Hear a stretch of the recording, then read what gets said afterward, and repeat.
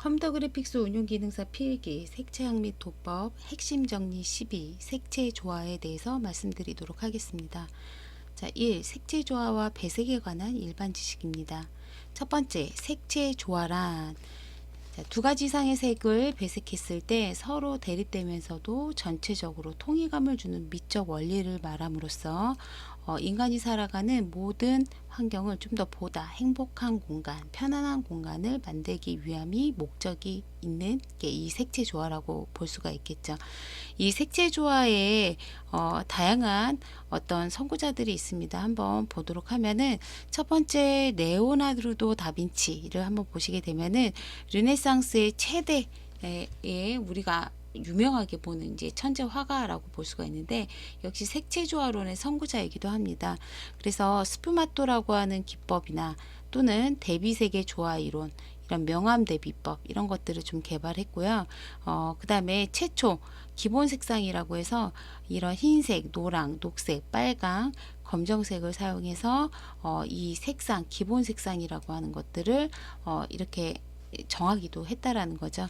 이게 이제 네오나르도 다빈치의 이제 큰 어떤 특징이라고 보시면 되겠고, 뭐 뉴턴은 색채학 앞쪽 부분에서 먼저 설명을 드렸어요. 그래서 프리즘 분광 실험을 통해서 스펙트럼을 발견한 게 이제 가장 큰 특징이라고 보시면 되겠고, 특히 이 백색광이라고 하는 거를 분광시켰을 때 우리가 빨주, 노초, 파남, 보라고 하는 이 일곱 가지의 색을 가시색으로 뽑아낼 수가 있었는데 이것들을 이제 분류한 게 가장 큰 업적이라고 보면 되겠죠.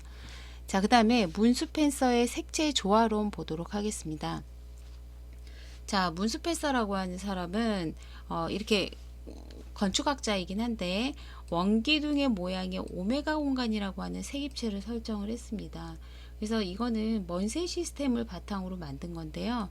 말 그대로 이렇게 원기둥으로 생긴 거고요. 원기둥의 당연히 중심축에는 명도면이 있고요. 자, 그 다음에 수평축으로는 채도가 있는 거고 역시 이렇게 환으로 둘러져 있는 형태인데 이 모양 자체가 원기둥이다. 이렇게 이제 보시면 될 거예요. 자, 이 문스펜서 같은 경우는 색채 조화 이론에서 자, 조화와 부조화로 구분한 게 가장 큰 특징이에요. 그래서 조화 같은 경우도 뭐 동등 조화라든가 뭐 유사 조화, 대비 조화 이렇게 구분을 해놨고요.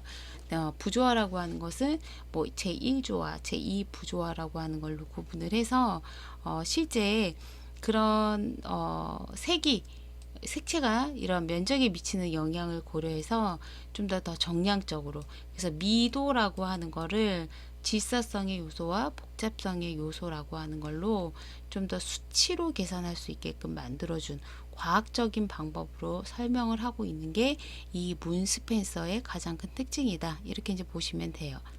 자, 그 다음에 오스발트 색채 조화론이라고 하는 것도 앞부분에서 먼셀과 오스발트 이 두 가지에 대해서 설명을 해 드린 적이 있는데요. 자, 오스발트는 헤링의 반대 색설, 4원 색설인 4색을 기준으로 해서 그것들의 간색을 넣어서 24색이라고 하는 색상한을 만들었고요. 자, 명도 단계도 8단계, 그죠? 자, 그 다음에 등색상 삼각형으로 28분할을 시켜서 표색계를 만들었다. 자, 이거 다시 그림으로 보면은 가운데 명도 단계가 있고요. A, C, E, G, I, L, F라고 하는 8개의 명도 단계를 만들었고요. 자, 이 명도 단계는 등삼각형으로 자, 여기에서 이렇게 들어가는 색은 뭐라고 그랬어요? 등흑. 같은 흑색의 계열이다 라고 제가 등흑 계열이다 라고 말씀을 드렸고 자 이렇게 하는 거는 자 이거는 뭐야 동일한 백색 계열이다 라고 해서 등백 계열 자, 그 다음에 맨 가장 끝자리가 순색이라고 했는데 이렇게 수직으로 도는 거는 등순 계열이라고 얘기를 해드렸거든요.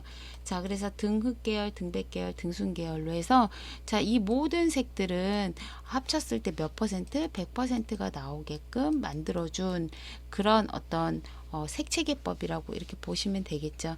그래서 이 표색계 같은 경우는 원추 모양으로 되어 있고 이게 위아래로 되어 있는 복원추체여서 이렇게 원뿔의 모양이 두 개가 붙어 있는 형태다 라고 하는 걸로 표색계는 기억을 하시면 되겠습니다.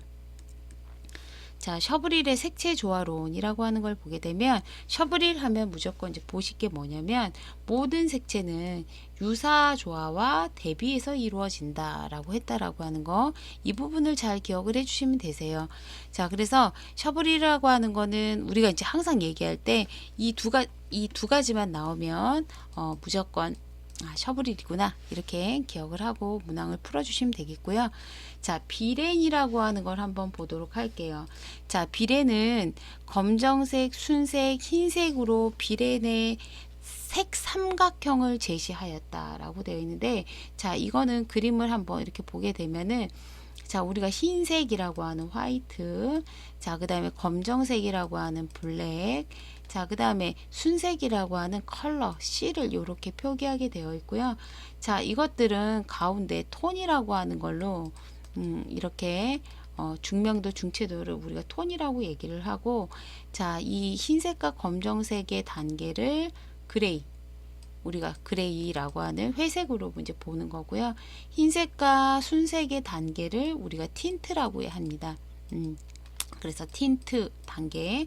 자, 그 다음에 순색에서 검정으로 가는 단계를 쉐이드 단계라고 얘기를 하는데, 자, 이 모든 단계들은 어떤 특징을 갖게 되냐면, 자, 내가 이렇게 세 가지를 섞어서 색을 배색을 해도 조화스러울 거고, 어떤 선으로 거쳐서 색을 사용하느냐에 따라서도 다 어떤 유사한 그런 색채 조화를 가진다라고 하는 그런 이제 이론을 여기에다가 색의 삼각형으로 제시를 하였다라는 거죠. 자, 그리고 또 하나 이 비렌이라고 하는 거는 주황색, 특히 식욕을 왕성하게 유도하는 색채, 주황색이다라고 주장을 하기도 한 사람이 비렌이다. 자, 그 다음에 이런 색이라고 하는 것들은 정신적인 반응에 의해서 지배된다라고 주장을 하였다라고 하는 게 특징이라고 보시면 되겠죠. 자, 그렇게 해서 여러 사람들이 이런 색채 조화론을 이제 얘기를 했는데요. 자, 그러면 이런 여러 가지 색이 조화스럽다라고 하는 것들을 우리는 어떤 조건을 가졌을 때 조화스럽고, 그죠? 그 다음에 여러 가지 색을 섞었을 때 우리가 이제 배색이라고 하거든요. 그 배색을 할 때 뭐 주요하게 봐야 될 점, 이런 것들을 이 색의 배색에서 한번 보도록 하겠습니다. 자, 배색의 조건이라고 하는 걸 한번 보게 되면은, 자, 배색이라고 하는 것은 색채 조화의 기본 요소가 되기도 하고, 주위의 환경이나 크기, 면적, 상태 등에 따라 효과도 달라질 수 있다. 자, 그리고 그 색 공간을 접하는 사람들의 기호를 고려를 해줘야 된다라고 하는 거죠. 기호뿐만이 아니라 뭐 성별, 나이, 라이프 스타일, 뭐 직업, 이런 다양한 것들을 고려를 해줘야 된다라고 하는 거고요. 그 다음에 목적과 기능에 맞게 배색을 해줘야 된다라고 하는 거죠.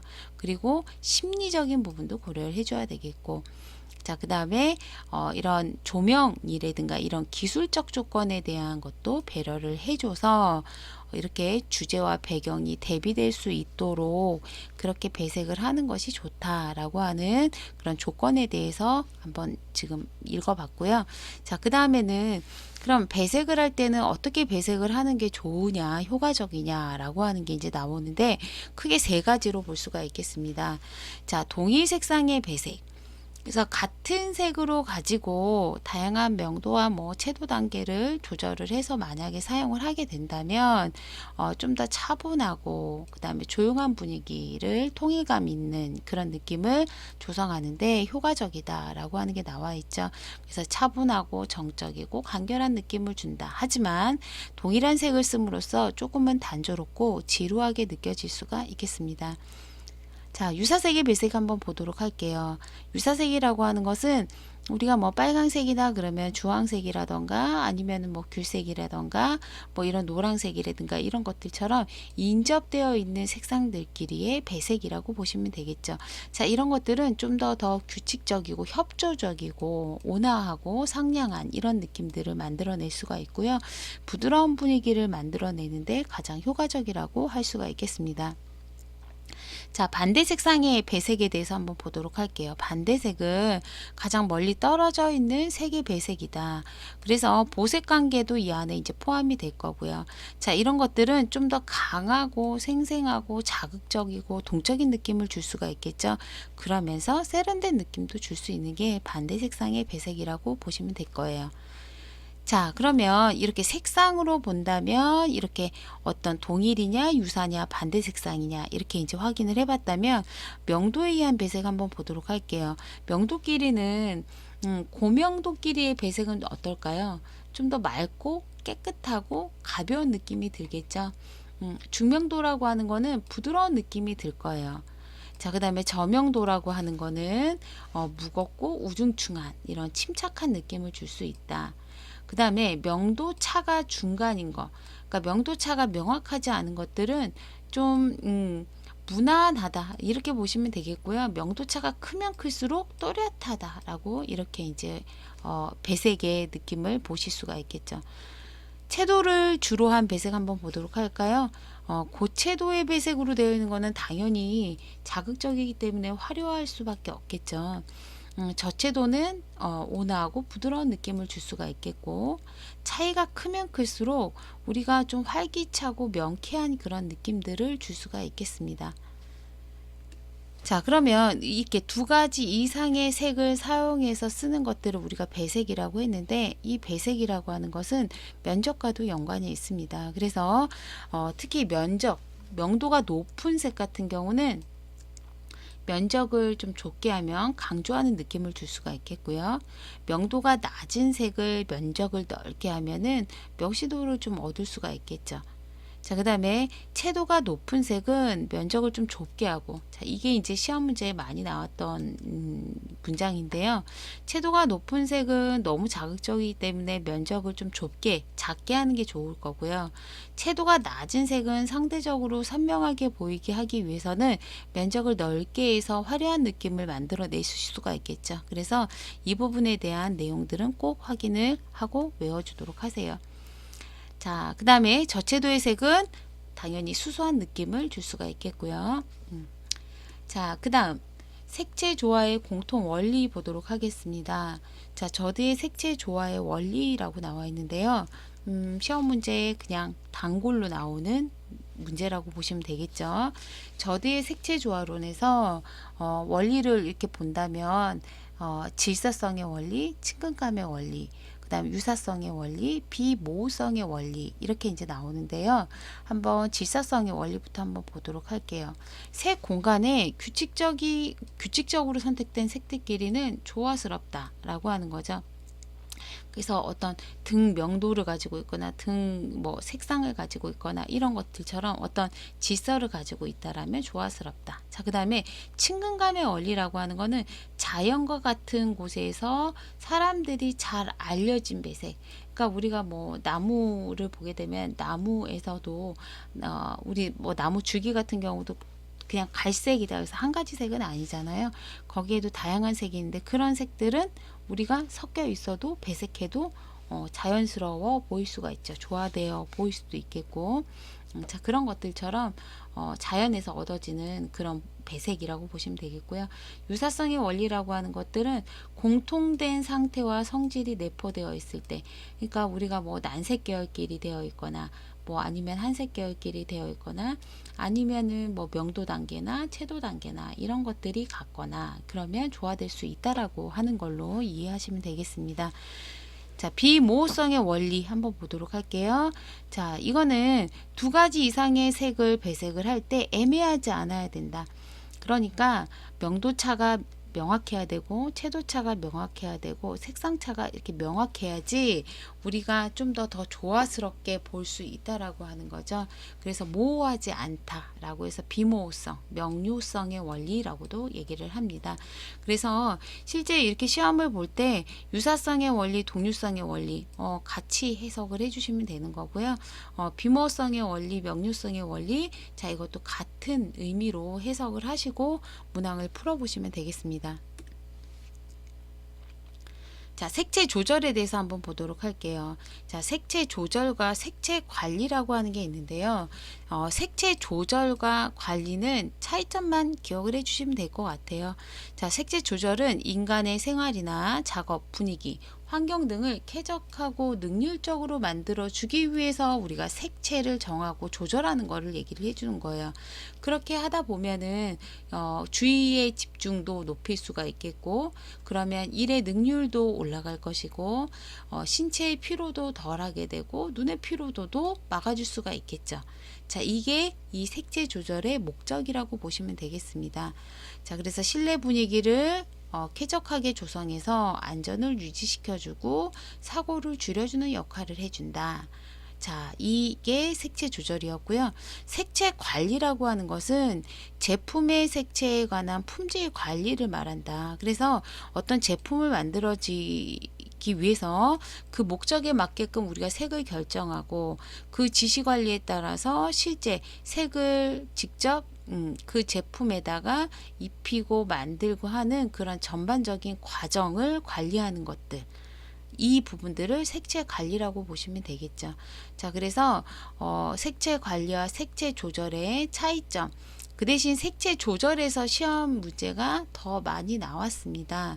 그래서 그 목적이 뭐냐, 색채 조절의 목적이라고 하는 이 부분을 좀 더 주의 깊게 봐주시고 확인해 주시면 되겠습니다. 자, 여기까지 색채 조화, 색채학에 대해서 설명을 해드렸습니다.